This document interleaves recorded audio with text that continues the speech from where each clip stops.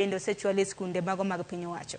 Katika mano kadhi nyaka e kaunti mano ma Homa Bay. Alusanena gi Dickens Bula, jatend jopuonj e skund sekondar mano ma Orero. Dickens motelo ni wacho ni ugeno yudo jopuonjre 800 madonjo ek form 1 kata klas 9.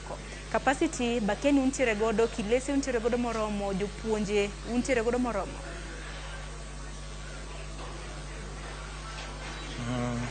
Classes wan go moromo manyalo accommodate nyithindo go te pech gin classes madongo. We are 14 stream school. The official capacity should be 700 students. Jopuonj ma sirkal ochiwo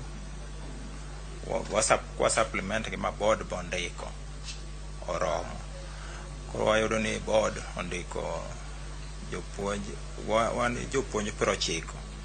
Out of jopuonj 90 go 35 ondik gi board. Kama wane gi challenge matin en kar nindo. Boarding schools, maybe the dormitories, kama challenge nitie.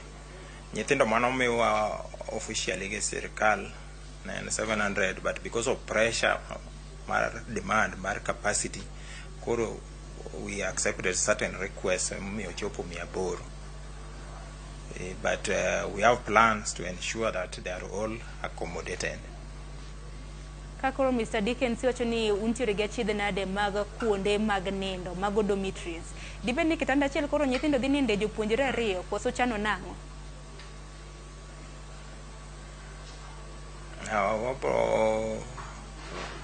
Sharing our practice. Nyathi ka nyathi boyudo kare moninde.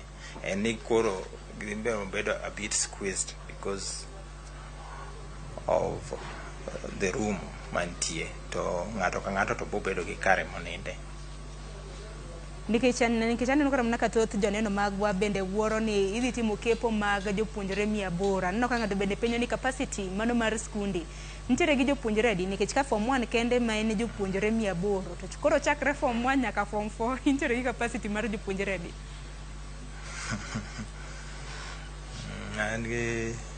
One total population wan gi 2,700.